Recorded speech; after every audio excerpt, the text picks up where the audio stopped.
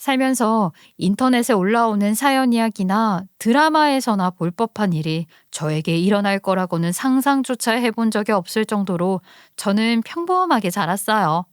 뉴스나 시사 프로그램에서 나오는 각자의 집안 사정 이야기가 신기했고 세상에 별의별 일이 다 있구나 하며 별 생각 없이 살았죠. 그런데 글쎄, 저에게 이런 일이 떡하니 벌어질 줄이야. 정말 상상조차 못했던 일이라서 다시 생각해도 너무나 놀랍습니다. 어떻게 보면 제가 전조 증상이 있었음에도 불구하고 모른 척하며 넘어가려고 했던 걸지도 모르겠어요. 다시 생각을 해보니까 제가 바보같이 굴었던 부분도 존재하는 것 같네요. 하지만 결국 저는 모든 시련을 이겨내고 굳건하게 잘 버티고 있어요. 제가 이렇게 단단해지기까지 꽤 많은 상처가 상처를 만들고 덮었지만 그게 결국은 저를 성장하게 만든 밑거름인 것 같아요. 참, 그날의 일을 떠올리니까 이렇게 서론이 길어집니다. 기다리셨을 제 이야기 지금부터 시작하겠습니다. 우리 남편네 집안은 말입니다. 조선시대 저리 가라 할 정도로 남아선호 사상이 대단한 집안이었어요.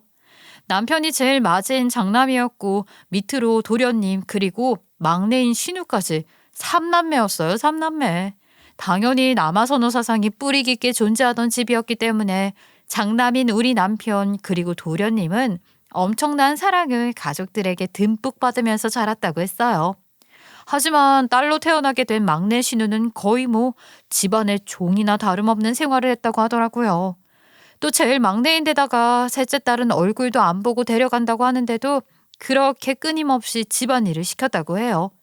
나이 차이가 많이 나지 않아서인지 오빠들의 숙제를 대신 해야 할 때도 있었고 오빠들의 밥을 차려야 할 때도 있었다고 했어요. 오죽하면 제가 남편이랑 결혼을 한다고 했을 때 우리 막내 신우가 저에게 몰래 연락을 해서 만나자고 하더라고요. 혹시 신우이 짓을 하려고 하나? 남편에게 괴롭힘을 당해서 저에게 복수라도 하려고 하나 했는데 저를 만나자마자 하는 말이 도망부터 가라고 하더라고요. 언니, 진짜 이거는 제가 언니 생각해서 하는 말인데요. 언니가 싫어서 그러는 게 아니라 제가 미쳐서 그런 것도 아니거든요. 언니, 제발 시집 오지 마세요. 진짜 제발 이대로 도망가세요. 우리 오빠랑 결혼하면요. 언니 평생 제가 당한 짓 그대로 당하면서 살아야 할 거예요. 아니, 아가씨, 갑자기 저 붙잡고 무슨 소리를 하시는 거예요? 제가 왜 도망을 가요? 아가씨가 무슨 짓을 얼마나 당하고 살았길래 무섭게 그런 말을 해요. 언니, 제가 오죽하면 언니를 붙잡고 이런 말을 하겠어요? 우리 집에 들어오면요. 정말 노예나 다름없는 삶을 살게 분명하다니까요. 제가 오죽하면 20살 되자마자 집부터 나와서 독립을 했겠냐고요. 저요, 진짜 엄청나게 서러웠어요. 무슨 차별을 얼마나 받고 자랐길래 결혼도 약속도 다 잡아놓은 상태에서 이런 말을 들으니까 저는 너무 혼란스럽네요. 그나마 첫째 오빠는 철이 들었는지 제 편도 들어주고 제가 부당한 일 당할 때마다 나서서 해결도 해주고 했지만요. 집안 분위기 자체가 달라요. 20살에 독립한 이후로 저는 명절이고 행사고 집에 찾아간 적이 없다니까요. 얼굴 한 번 안 비치고 살았다고요. 그게 얼마나 편하던지. 신우의 이야기를 들어보니까 첫째인 우리 남편은 그나마 신우 편에 서서 신우가 서러움을 당할 때마다 바람막이가 되어줬다고 하더라고요. 하지만 둘째인 도련님부터 시작해서 시댁 식구들 전부 다 신우를 종처럼 생각하고 부려먹었다고 하는 겁니다. 특히나 둘째 도련님은 어린 신우에게 라면 끓여와라, 햄 구워서 밥 차려라, 초등학생 저학년이 된 순간부터 엄청나게 부려먹었다고 했어요. 신우는 결혼은 미친 짓이라면서 자기는 그 어린 시절부터 서름에 복받쳐서 절대로 결혼도 하지 않고 집안이랑 인연 끊고 살아야겠다고 다짐을 했대요. 미성년자인 시절에는 보호자가 없으면 할 수 없는 일이 대부분이라서 꾹 참았다가 진짜로 성인이 되자마자 집을 뛰쳐나왔대요. 심지어 신우가 독립을 하겠다고 고등학교 시절부터 모아온 돈으로 원룸 월세를 계약했더니 둘째 도련님이 집 내놓으라고 했다는 겁니다. 본인도 혼자 살아보고 싶은데 집 구할 돈이 없었다고 마침 잘 됐다고 말이죠.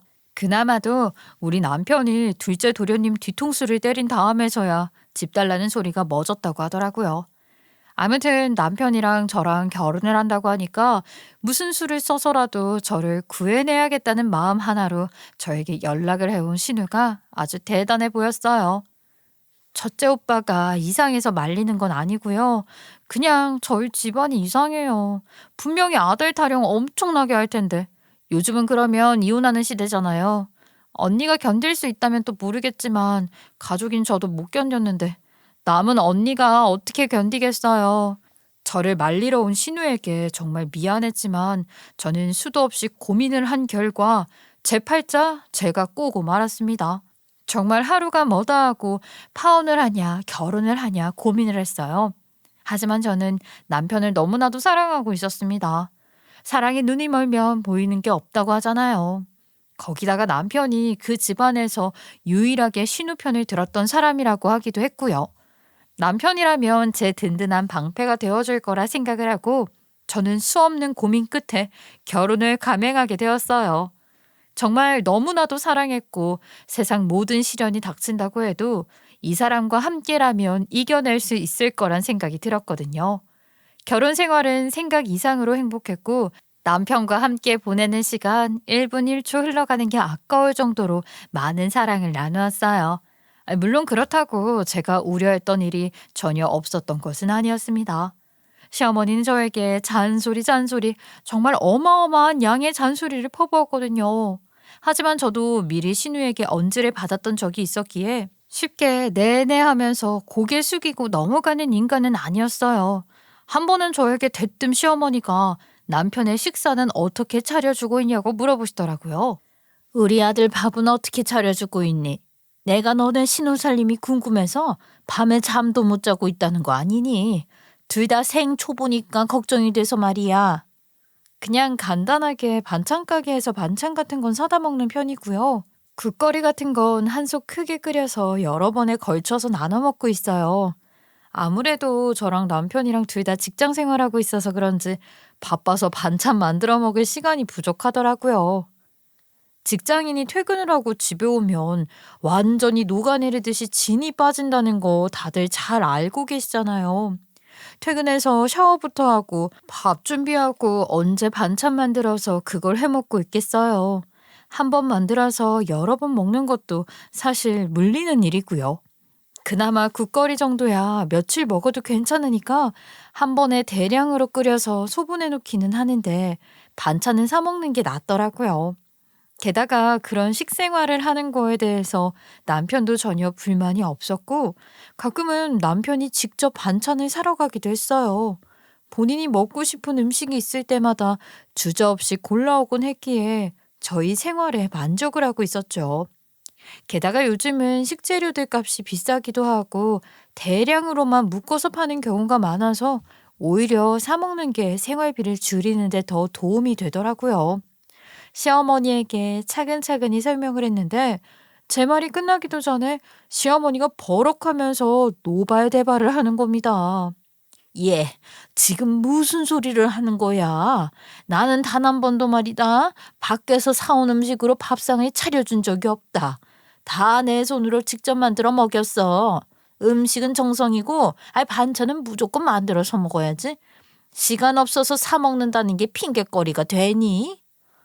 요즘은 사 먹는 게 훨씬 더 이득이에요.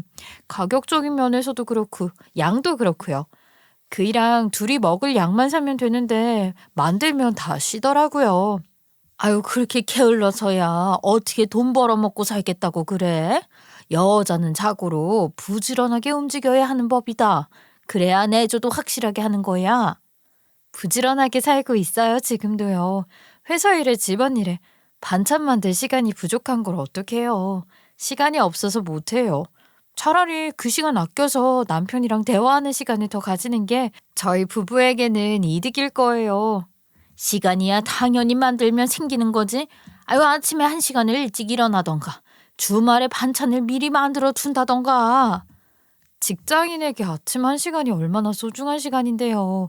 주말에는요 그이랑 저랑 시댁에도 가고 친정에도 가고 데이트도 하고 바빠요 어머니. 그리고 저도 맞벌이라 밖에 나가서 일을 하는 사람인데 당연히 집에서 쉬고 싶지 않겠어요? 아니 저희 사정도 좀 헤아려 주세요. 여자가 일하는 게 뭐가 대수라고 그런 소리를 하니? 일하면서 집안 살림까지 다 척척 해내는 게 진정한 여자다. 그게 네가 할 일이고 우리 아들이 부족함 없이 먹고 지낼 수 있게 네가 집안에서 돌봐야 할 일이 있는 법이다 이 말이야. 그걸 못 해내면 반쪽짜리인 거야. 바깥 일만 잘하고 집안일 못하면 반쪽이지 뭐냐?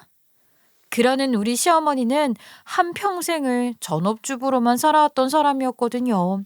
바깥에서 돈을 벌어온 적이 없이 시아버지가 벌어온 돈으로 내주만 했으니까 당연히 저보다 2배는 더 시간이 널널했겠죠. 자꾸 저한테만 집안일을 강요하고 남편을 위해서 내조를 하라고 하니까 저도 짜증이 확 올라오더라고요. 어머님은 밖에서 일을 해본 적이 없으셔서 모르는 거예요. 집안일만 하시니까 회사 생활이 얼마나 피곤한 일인지 감이 안 오시죠? 일해본 적 없으시고 집안일만 해보셨으니까 어머님 말씀대로라면 그럼 뭐 어머님도 반쪽짜리네요? 얘가 뭐가 어쩌고 어째? 나보고 지금 반쪽짜리 50점짜리 CM이라는 소리를 하는 게야? 아주 버릇도 없이. 아니요. 그건 어머님이 하신 말씀이신걸요? 사회생활도 내주도 다 해야 100점짜리라면 어머님은 사회생활을 안 하셨으니까 50점짜리 맞죠. 저한테 그게 할 말이냐면서 기가 차다는 듯이 큰 숨을 쉴 수 없이 뱉으시던 시어머니는 제 풀에 지쳐서 전화를 뚝 끊어버리셨어요. 저도 이해 실세라 일부러 시어머니한테 전화를 걸어서 반찬 만드는 법에 대해 배워야겠다고 난리를 쳤죠. 어머님, 제가요 맨날 사 먹다 보니까 할 줄 아는 반찬이 없는데 시댁 가서 반찬 만드는 법 좀 배워야겠어요. 제가 시댁에 방문해서 배우겠다고 하니까 실적 좋아하시는 눈치셨는데 저도 다 계획이 있었답니다. 일부러 손질도 하지 않은 멸치를 한 포대기 들고 가서 시어머니한테 같이 멸치 똥이나 떼자며 잔일거리를 시켰고요. 멸치볶음 만들어 달라고 애교를 달면서 저는 구경만 하고 재주는 시어머니가 부리게 만들었죠. 그렇게 손질하게 짜증나는 고구마 줄기라던가 시래기라던가 그런 재료들만 잔뜩 들고 가서 시어머니를 귀찮게 했더니만 나중에는 저보고 그러시더라고요. 얘, 거기에 국간장으로 간을 하면 어떡하니? 너는 아직도 간장 구별할 줄도 몰라서야? 그래서 어떻게 요리를 하겠다고 그래? 간장이 다 똑같은 간장 아니에요? 아유, 우리 어머님이 하나하나 다 알려주시려면 시간이 오래 걸리겠다. 시어머니는 귀찮아하면서도 본인이 뱉은 말이 있어서 반찬을 사 먹으라는 소리는 절대 입 밖으로 꺼내지 않으시더라고요. 저는 작전을 바꿔서 남편을 못살게 굴었어요. 쉬고 있을 때마다 재료 다듬어라, 와서 간 좀 봐라, 조미료 좀 꺼내줘라 하면서 말이죠. 처음에는 재밌어 하더니만 반복적으로 심부름만 시켰더니 남편도 결국 2손 2발 다 들더라고요. 시어머니한테 본인이 직접 전화를 걸어서는 반찬은 사 먹는 게 이득이라고 시간 버리고 돈 쓰고 맛도 없다고 성질을 부렸다는 겁니다.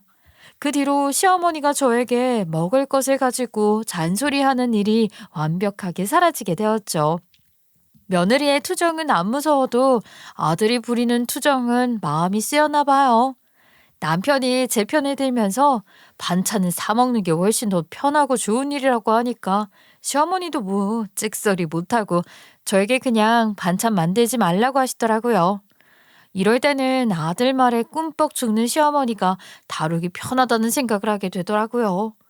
남편 또한 늘 제 편을 들어주니까 시어머니랑 이런 일로 기싸움을 하게 되어도 늘 항상 승기는 제가 잡게 되었어요. 결혼을 한 지 2년 차가 되었을 때 도련님께서 난데없이 결혼을 하겠다고 하며 시댁으로 여자친구를 데리고 오는 사건이 벌어지게 되었어요. 일방적으로 통보를 하든 말을 하는 바람에 시어머니 발등에 불이 떨어졌고 결국에는 저에게 같이 식사 준비하는 것을 도와달라고 하시더라고요. 시댁에 도련님이 여자친구를 데리고 오겠다고 한 날이 되자 저는 점심이 지나고 시댁에 방문을 해서 시어머니랑 같이 식사 준비를 하고 있었어요. 도련님이 결혼할 여자를 소개시켜준다고 하는데 제가 맏며느리로서 당연히 그 정도 일은 즐겁게 할 수 있었으니까요. 저라고 늘 시어머니가 하는 말에 토를 달고 반기를 드는 사람은 아니었거든요. 시어머니랑 같이 갈비찜에 생선구이에 회무침까지 정말 상다리가 부러진다는 말이 실감이 날 정도로 분주하게 음식을 마련했어요. 저녁 시간이 다 되자 도련님이 드디어 여자친구를 데리고 시댁에 발을 디뎠는데 솔직히 저는 무슨 말을 해야 할지 잘 모르겠더라고요. 도련님이 데리고 온 동서가 될 여자는 딱 봐도 날라리 티가 팍팍 나는 그런 여자였습니다. 우리 도련님이 나름 사자 직업을 가진 사람이거든요. 생긴 건 뚱뚱하고 못생기긴 했는데 무려 회계사라는 직업을 가지고 있는 사람이다 이 말입니다.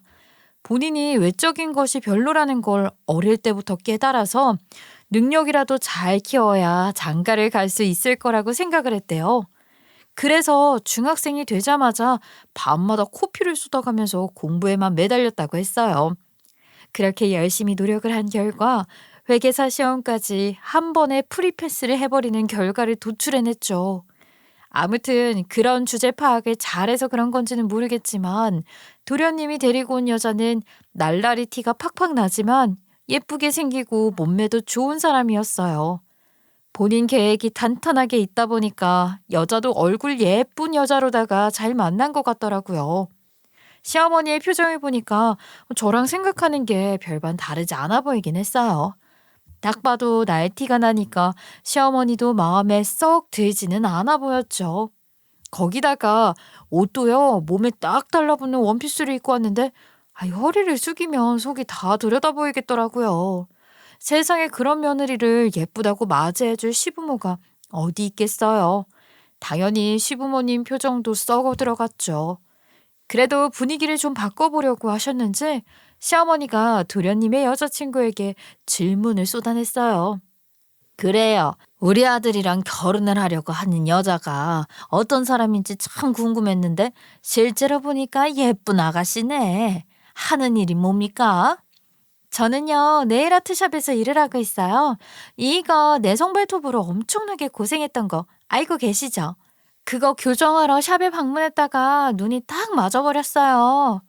도련님이 군대 생활을 할 때 생기게 된 내성 발톱으로 엄청나게 고통을 받고 있었는데 네일 아트샵에서 교정 관리를 하다가 관리사인 동서와 눈이 딱 맞았다는 겁니다. 저는 처음에 동서가 샵에서 일을 하는 직원인 줄 알았는데 이야기를 듣다 보니까 사장이라고 하더라고요. 1인 샵으로 운영이 되고 있어서 큰 돈을 버는 건 아니었지만 그래도 단골 손님들도 꽤 있는 알짜배기 샵이라고 말을 했어요. 하지만 시어머니는 회계사인 도련님에 비해 너무나도 모양이 빠지는 동서가 들어오게 되니까 직업을 알게 된 이후부터는 시큰둥하게 대하더라고요. 저는 남편이랑 같은 회사에서 일을 하고 있던 사이였기 때문에 딱히 직업을 가지고 까내린다거나 반대를 하진 못했었거든요. 심지어 남편은 군대를 다녀온 시간 때문에 저보다 회사에 더 늦게 입사를 한 상태였고 제가 직급은 더 높았고요. 아무튼 시어머니는 회계사로 키운 둘째 아들이 고장 네일 아트나 하는 여자랑 결혼을 한다고 하니까 끙끙 앓는 소리만 내셨어요. 어르신들 인식에는 솔직히 미용사, 네일아트 관리사, 피부관리사 이런 직업들은 공부 못하는 애들이나 하는 거라고 편협한 생각을 가지고 계시더라고요. 더군다나 우리 시부모님은 남아 선호 사상이 강해서 여자라면 일단 내리깔고 보는 사람들인데 오죽했겠어요? 하루 종일 공부만 해서 명문대 졸업하고 회계사까지 된 도련님과 다르게 동서는 머리까지 텅텅 비어있는 티를 못 보여줘서 안달난 사람처럼 굴었어요.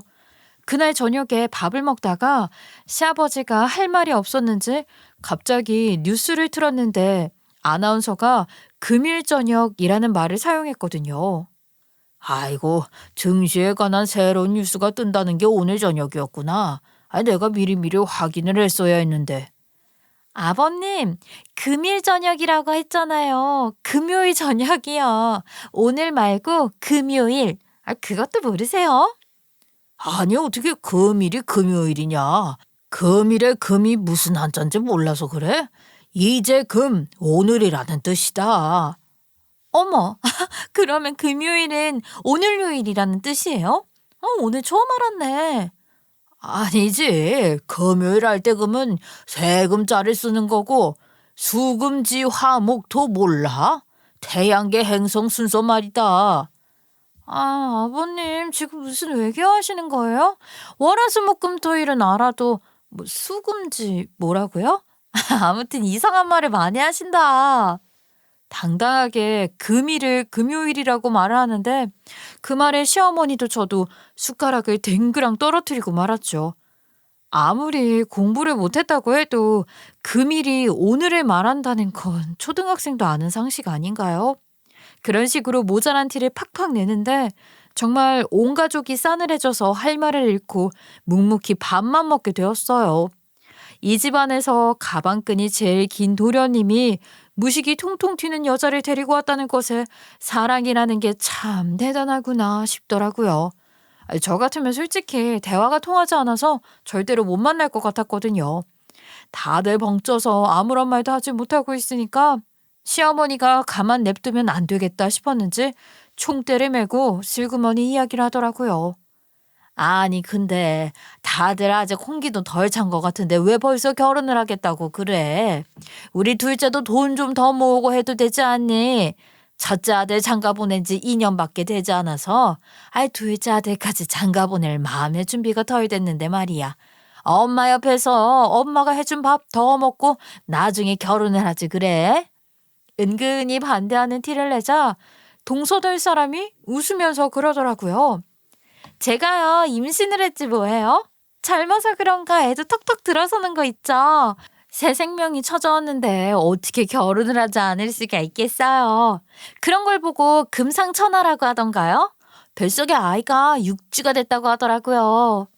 금상첨화를 금상천하라고 하는 것도 기가 막힌데 뱃속에 새 생명이 들었다고 하니까 온 가족이 까무러치고 말았죠. 혼전 임신을 했다고 하는데 어떻게 반대를 할 수 있겠어요. 아무리 아들 사랑이 지극한 가족이라고 해도 생명에 관련된 일에서는 별 수가 없겠죠. 예비동서와 도련님 둘 다 배가 나오기 전에 결혼식을 올리고 싶다고 이야기를 하더라고요. 그 바람에 바쁜 두 사람을 대신해서 시어머니가 발로 뛰어다니며 결혼식 준비를 해주느라 정신이 나갔어요. 부랴부랴 2달 만에 준비해서는 초스피드로 결혼식을 마치게 되었어요. 동서가 임신을 한 것은 마땅히 축하를 해줘야 할 일이 틀림없는데 우리 시어머니는 저에게 궁시렁거리는 소리를 해대기 시작했어요. 아니, 둘째가 먼저 손주를 보여주게 생겼네. 어쩜 이렇게 순서가 지들 마음대로야. 장남 네가 먼저 애를 낳아야지. 이러면 호적이 꼬인다. 호적이 꼬일 일이 뭐가 있겠어요. 서방님네 아이가 저희 아이보다 나이가 많은 게 뭐 어때서요. 이미 늦은 건데 바꿀 순 없죠. 너는 그런 말이 쉽게 나오니. 자고로 장남이 장남을 떡하니 낳아야 하는 법이지. 사람 일에는 다 순서가 있는 법이다. 그래서 너희는 도대체 언제 손주를 안겨줄 거니? 내가 아주 목이 빠지겠다. 결국은 저보고 빨리 임신을 하라는 잔소리였죠. 아무리 그래도 결혼을 하고 2세 계획에 대한 저희 부부만의 그림도 있을 거 아닙니까? 그런 걸 싹 무시하고 자기 마음대로 좌지우지하려고 하는 시어머니에게 한숨만 나왔어요.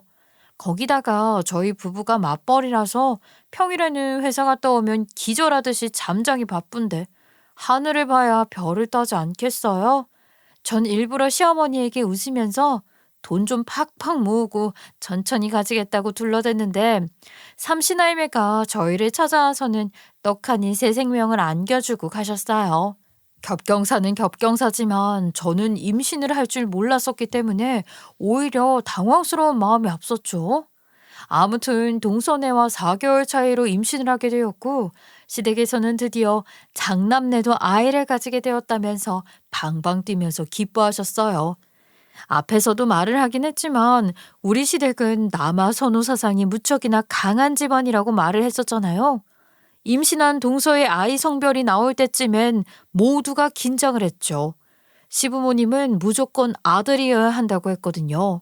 만약에 동서가 정말 아들을 가졌다면 시부모님은 동서를 어와둥둥 엄청나게 떠받들어 줄 것이 분명했어요.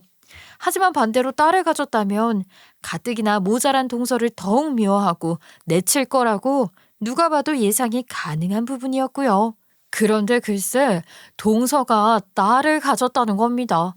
저는 앞으로의 동서 인생이 고단할 거라 생각이 들어서 측은지심한 마음까지 들었어요. 시간이 흘러 아이를 낳을 때가 되었는데 동서가 저보다 4개월 먼저 출산을 하지 않았겠어요? 그런데 글쎄 딸인 줄 알았던 동서의 아이가 낳고 보니까 아들이었던 것입니다. 산부인과에서 아들이었는데 딸로 잘못 본 것이었어요. 시댁에서는 딸인 줄 알았는데 아들이라고 하니까 눈물까지 흘려가면서 경서 났다고 난리를 피우시더라고요. 동서는 임신한 기간 내내 딸을 가진 모자란 기집애라고 손가락질을 당하다가 갑자기 독립투사라도 된 양 의기양양했어요. 솔직히 저였으면 기분이 나빠서라도 아들 가진 유세를 엄청 떨었을 것 같은데 동서는 시부모님이 갑자기 예쁘다 예쁘다 해주니까 그 사이에 홀라당 껴서는 정신 못 차리고 그 기분에 취해 있더라고요. 글쎄 동서가 딸을 가졌다고 했을 때는 10원 한 푼도 안 주시더니만 아들을 출산했다고 하니까 시아버지 바로 은행으로 가시더라고요. 수고했다고 하면서 현금 300만 원에 조리원도 최고급 조리원 바로 예약해서 보내주시더라니까요. 동서가 아들을 낳았다는 소식에 제 등골이 다 서늘해지는 기분이었어요. 아무튼 그 이후에 제가 출산을 했는데 제가 출산의 고통을 다 잊기도 전에 병실에 찾아온 시부모님께서 저에게 건넨 첫 마디는 역시나였어요. 아이 그래 아들이냐 딸이냐?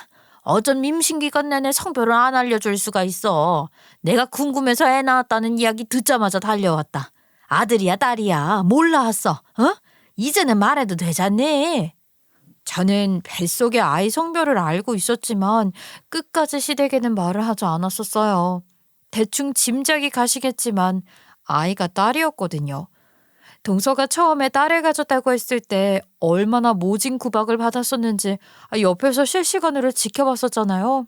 그 화살이 고스란히 저에게 올 것이 뻔한데 제가 어찌 딸을 가졌다고 솔직하게 말을 할 수 있겠어요. 거기다가 동서는 딸인 줄 알고 낳았는데 아들이어서 완전히 대우가 달라졌잖아요.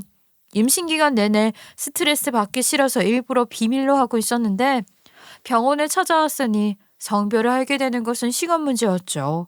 전 결국 제 입으로 실토를 할 수밖에 없었어요. 공주님 나왔어요. 피부도 뽀얗고 머리카락도 새카만 것이 선생님들도 전부 백설공주 같다고 하더라고요.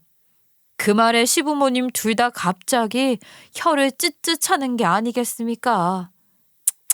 장남이 떡하니 대를 이을 아들을 낳아야지 쓸모없는 기집애를 낳고 앉아있어. 에이씨 이러니까 임신기간 내내 성별을 비밀로 했구만. 나는 또 네 동서가 딸 가졌다고 하니까 아들 가졌다고 하면 차별당할까봐 비밀로 한 줄 알고 있었더니 말이야. 그 말을 끝으로 현금 봉투에 조리원은 개뿔 뒤도 안 돌아보고 수고했다는 말 한마디 없이 병실을 나가버리시더라고요. 정말로요 서운해 죽는 줄 알았죠. 제가 시무룩해서 출산한 기쁨도 못 누리고 기가 죽어 있으니까 남편이 씩씩거리더라고요. 방금 출산한 며느리한테 고맙다 수고했다는 말도 없이 그렇게 뒤돌아서 나가는 법이 어디 있어요. 엄마 아버지 해도 너무하시네. 요즘은 딸 출산하는 게 하늘의 별 따기라던데 우리 집만 그걸 몰라. 우리 애 보러 올 생각도 하지 마세요. 남편이 저 대신에 따져주고 화를 내주고 해줘서 참았지 그냥 그러려니 하고 넘어갔으면 시댁이랑 인연 끊고 살자고 대판 싸울 뻔했죠. 시부모님은 이 정도 되면 대충 포기라는 것을 할 줄 알았는데 지치지도 않는 건지 뭔지 저에게 또다시 강요를 하기 시작하셨어요.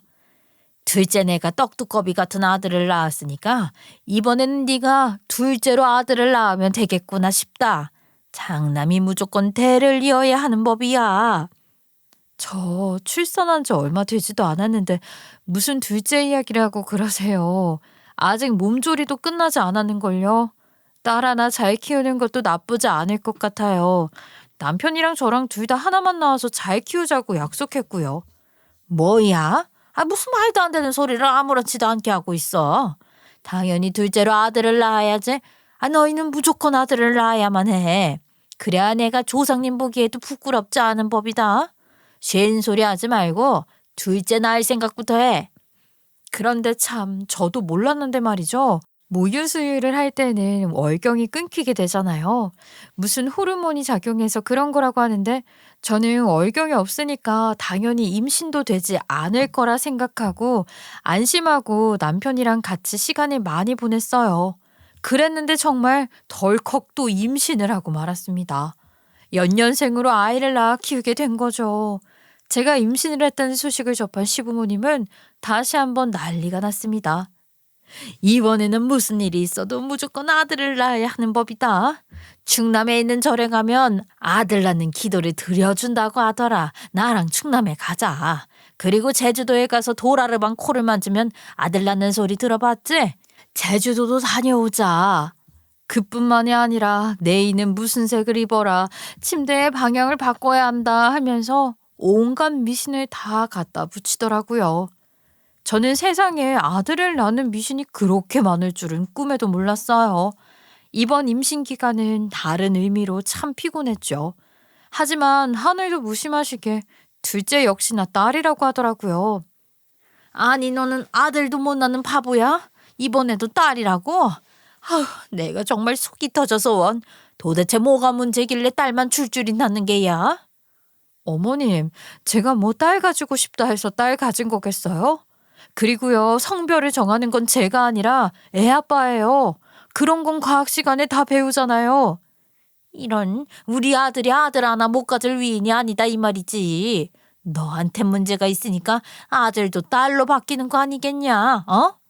엄마, 그런 막말이 어디 있어. 아들이면 어떻고 딸이면 어때? 진짜 내가 듣자 하니까 기가 막혀서 말이 안 나오네. 그런 식으로 딸 가진 사람 죄인 만들 거면 우리 더 이상은 안 찾아올 거예요. 저희한테 찾아올 생각도 하지 마시고요. 아들 하나 못 낳는 며느리한테 말 몇 마디 좀 했다고 엄마도 못 알아보고 달려들어. 내가 너를 그렇게 키웠니? 어쩌면 애가? 요즘은 아들이고 딸이고 그런 거 따지는 시대도 아니라고요, 엄마. 왜 막내가 집에 안 오는 것 같아요? 그거 다 엄마랑 아버지가 차별해서 그런 거잖아요. 도대체 아들 키워서 무슨 효도를 받는다고 아들 타령을 해. 우리 집안이라는 것도 죄다 며느리들인데 아들 열보다 딸 하나가 더 좋은 법이야. 아무리 그래도 그렇지. 우리 집안 성씨를 물려받을 장남은 떡하니 존재해야 하는 법이 아니겠니? 요즘은 자식들도 엄마 성 따라가는 시대인 거 몰라서 그래요? 아니 모르면 제발 가만히 좀 있어요. 엄마가 이럴 때마다 내가 와이프 눈치 보는 거 모르지? 뭐야? 며느라가, 너 지금 우리 아들 눈치를 준다는 거니? 우리 아들이 뭘 잘못했다고 눈칫밥을 먹이면서 살아? 엄마의 이런 행동 때문에 내가 내 스스로 눈치를 보면서 사는 거라고. 제발 가만히 좀 있으라니까요. 그 말에 시어머니가 입을 꾹 다물더라고요.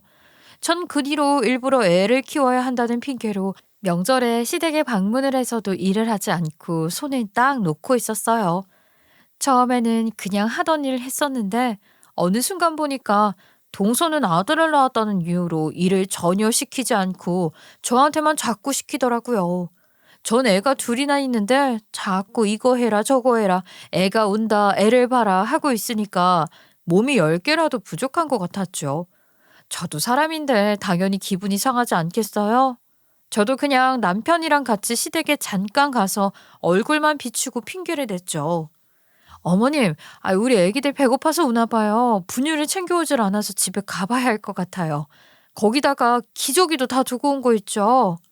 그런 식으로 시댁에 없을 법한 육아용품들을 두고 왔다고 말을 하면서 요리조리 일거리를 피해서 집으로 돌아왔어요.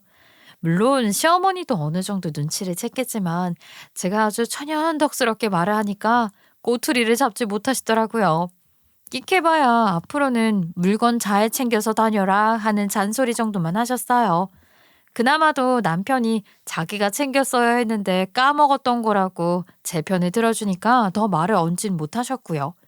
그렇게 시간이 흘러서 동선의 아이와 우리 아이가 4살이 되었을 때 일입니다. 보통은 애들이 엄마, 아빠부터 말을 배우고 3살쯤 되면서 어설프게 문장이라는 걸 활용하며 말을 하지 않겠어요? 저희 첫째 딸 같은 경우에는 입이 빨리 터져서인지 말을 참 잘했고 글자를 빠르게 익히기 시작했어요. 조리 있게 나름의 본인 생각도 뒤죽박죽이긴 했지만 표현을 하려고 했고 친구들이랑 싸운 일, 어린이집에서 있었던 일 고자질도 잘했고요. 그런데 동선의 아이는 입도 뻥끗하지 않는 겁니다. 너무 조바심 낼 거 없다. 애들이 다 크면서 저절로 말도 하고 그러는 법이지. 냅두면 다 알아서 할 거야. 4살 되어서도 말 못할 리가 있겠어. 그랬는데 시댁에 가서 봐도 밖에서 봐도 동선의 첫째 아들은 아무 말도 하지 않고 입을 꾹 다물고 있더라고요. 오죽하면 시부모님이 말 한번 해보라고 5만 원짜리를 들이밀어도 애가 도리도리 끄덕끄덕 말고는 의사표현을 하지 않았어요. 얘야, 혹시 너네 집안에 유전병에 뭐 벙어리 같은 거 있고 그런 거 아니지? 어쩜 애가 입도 뻥끗 안 할 수가 있냐? 아무리 그래도 아들이랍시고 시부모님은 예뻐해주긴 했는데 답답하긴 했는지 애한테 방문 학습지라도 시키라면서 돈을 주시더라고요. 우리 딸은 가만히 냅둬도 알아서 잘한다면서 10,000원 한 장도 주지 않았으면서요. 이런 게 신우가 말했던 차별인가 싶어서 기분이 참 나쁘더라고요. 명절이 되고 싫은 티 팍팍 내면서 시댁에 다 같이 밥을 먹기 위해 자리를 했는데 동서가 폭탄 선언을 했어요.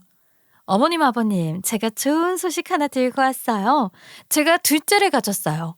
일찍 말씀드리려고 하긴 했었는데 저희 아이가 유산기가 있어서 안정기가 올 때까지는 숨기는 게 좋겠다 싶더라고요. 그래서 말 못했어요. 근데요, 둘째도 아들이래요. 아들이라는 말에 시부모님이 또 완전 난리가 난 겁니다. 저는 딸만 둘인데 동서는 아들만 둘이니까 솔직히 부러운 마음도 생기더라고요. 괜히 밥알만 뒤적거리고 있는데 동서가 제 앞에서 눈을 내리깔고는 깔보듯이 말을 하더라고요. 어머, 제가 형님 앞에서 너무 주책맞게 성별을 이야기했나 봐요. 우리 형님은 맏며느리이신데 아들을 못 낳아서 어떡해요? 셋째 가지셔야죠. 기분 나빠서 입을 삐죽이고 있는데 시어머니가 옆에서 거들더라고요. 그래, 너도 얼른 셋째 가질 생각을 해라. 누구네는 아들만 둘인데 장남네는 에휴, 하루빨리 우리 속 안 터지게 아들을 낳으란 소리야. 내가 우리 장남이 대도 못 있는 꼴 보면서 눈을 감아야겠니? 저는 일부러 무시를 하면서 밥을 먹으려고 동서 옆에 딱 앉았어요. 그러니까 갑자기 시어머니가 뜯으려던 참치캔을 저에게 확 던지는 것이 아니겠어요? 정말 잘못했으면 동서가 맞을 뻔한 위험한 상황이었어요. 어머님, 지금 뭘 던지신 거예요? 아니, 참치캔이 가벼운 것도 아니고 다치면 어떻게 하려고요? 예, 그 부정타게 딸만 낳는 애가 아들 낳는 애 옆에 앉으면 되겠니? 어디 지금 겸상을 하려고 해? 딸 기운 묻는다. 아이, 너는 저리 가서 먹어라. 그러면서 손가락으로 부엌을 가리키는데 저보고 따로 상을 차려서 먹으라는 말을 하시는 거였어요. 우리 남편도 너무나도 당황스러운지 아무 말도 못하고 있는데 갑자기 동서가 실실 웃으면서 그러는 거예요. 어머님이 참으셔야지 어쩌겠어요. 형님이 주제 파악을 좀 못하잖아요. 본인이 딸 만나는 기운을 가진 사람이라는 걸 어떻게 알겠어요? 재수 씨, 무슨 말을 그렇게 해요? 내가 몇 번이나 말을 하지만 아들, 딸 성별 정하는 건 남자 쪽이지 여자가 아니라고. 아니, 얼마 전에 어머님이 전보로 다녀오셨대요. 장남이 언제 아들 낳을 수 있냐 하고 물어보니까 거기에는 딸 기운밖에 없어서 몰라도 딸이라고 했다는데요. 맞다. 딸만 가진 주제 어디 아들만 낳는 애랑 겸상을 해. 너네는 아들 기운이 없댄다. 아주 대를 끊어놨어, 대를. 우리 아들이 대를 떡하니 이었으니 얼마나 좋아요. 우리 남편이 장남이었어야 했는데 아쉽다. 그래도 우리 남편이 씨는 튼튼한가 봐요. 남편 덕분에 저도 시부모님께 사랑받고 우리 아들을 얼마나 예뻐하는지 가정이 화목하다니까요. 그 순간 정말 얼굴이 화끈해지면서 무슨 말을 해야 할지 억울해서 입이 덜덜 떨려서 말이 나오지 않더라고요. 제가 손까지 덜덜 떨고 가만히 있자 갑자기 옆에 있던 4살 먹은 조카가 입을 열었어요. 태어나서 처음으로 목소리를 듣는 거라 놀라기도 했지만 조카 입에서 나온 경악스러운 말에 온 가족이 충격에 휩싸이고 말았죠. 엄마, 이제 우리 아빠 이야기해도 되는 거야? 근데 왜 우린 아빠랑 같이 안 살아? 그 말에 시댁의 분위기가 갑자기 찬물을 끼얹은 것 마냥 가라앉았어요. 동서는 당황해서 동공지진이 일어났고 서방님은 처음 듣는 이야기인 것 마냥 무슨 소리냐고 조카한테 되묻고 있더라고요. 그 와중에 시부모님은 더 당황해서 서방님과 동서를 향해 소리쳤어요. 아니, 이게 무슨 뚱딴지 같은 소리야. 너네 혹시 별거 아니? 따로 살아? 별거를 아는데 둘째는 어떻게 생겼다는 소리야? 아, 그게 무슨 소리야? 아니야, 별거는 무슨. 같이 살고 있는데 나도 지금 우리 아들이 무슨 소리 하는 건지 어안이 벙벙하구먼. 그런데 그 순간 조카가 또다시 입을 열었어요. 별거가 뭐야? 아, 근데 아빠랑 따로 사는 거 맞잖아. 우리 아빠는 따로 있는데? 아, 맞다. 엄마가 절대로 말하면 안 된다고 했다. 절대로 할머니 집에 와가지고 말하지 말랬는데. 입도 열지 말랬는데. 아, 어떡해, 엄마. 잘못했어요. 그러면서 저만큼이나 사시나무 떨듯이 덜덜 떠는 게 아니겠어요. 조카의 말에 다들 경악을 하면서 이게 무슨 소리냐고 난리가 난 거죠. 아니, 우리 손주가 지금 무슨 말을 하는 게야? 그리고 제 말을 할 수 있는데 왜 그동안 말도 안 하고 숨겨왔던 거냐? 얘가 너 지금 잠깐 졸기라도 했니? 무슨 꿈을 꾼 거야 도대체? 말도 안 되는 소리를 하고 있어. 동서가 잔뜩 흥분해서 큰 소리를 내뱉자 조카가 덜덜 떨면서 손을 싹싹 빌더라고요. 엄마, 잘못했어요. 저 아야하게 하지 마세요. 제가 잘못했어요. 앞으로는 절대로 말 안 할게요. 말 못하는 척 할게요. 동서는 얼굴이 퍼렇게 질려가고 서방님은 동서의 어깨를 붙잡고 저게 다 무슨 소리냐고 제대로 해명하라고 소리쳤어요. 그제서야 제가 조카의 모습을 빤히 보는데 서방님이랑 닮은 구석이 하나도 없는 겁니다. 전 그냥 동서가 예쁘장하게 생겼으니까 동서를 닮은 거구나 하고 말았는데 조카의 말에 의심을 품고 보니까 정말 닮은 구석이 하나도 없더라고요. 동서가 맨날 외탁했어요 하고 말을 하니까 그냥 그런가 보다 하고 넘어갔었으니까요. 서방님이 노발대발하면서 난리를 치니까 조카가 울면서 우리 아빠한테 가고 싶다고 바닥에 들어 눕더라고요. 그제서야 다들 이 아이가 우리 둘째의 아이가 아닌 거냐 하는 의심이 확신으로 변하기 시작했죠. 동서는 아무런 말도 못하고 퍼렇게 질려서 있더라고요. 언제까지 이렇게 입만 꾹 다물고 있을 건데 솔직하게 다 말을 하라고. 우리 아들은 맞는 거야? 지금 이게 무슨 상황이냐고. 동서는 묵비권 행사를 하는데 서방님은 당장 유전자 검사하겠다고 난리를 피웠죠. 분위기가 삽시간에 걷잡을 수 없이 삭막해지고 동서가 그 순간 갑자기 자리를 박차고 일어서더니 조카는 챙기지도 않고 집을 뛰쳐나가더라고요.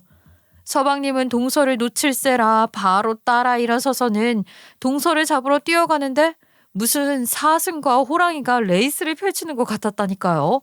시부모님은 뭐 뒷목을 잡고 졸도하시기 일부 직전이었고 저와 남편은 조용히 시댁을 나왔습니다. 그렇게 한 달이라는 시간이 지나고 나서 동서랑 서방님이랑 이혼을 한다고 하더라고요. 알고 보니까 첫째 조카가 정말 서방님의 친자가 아니었어요.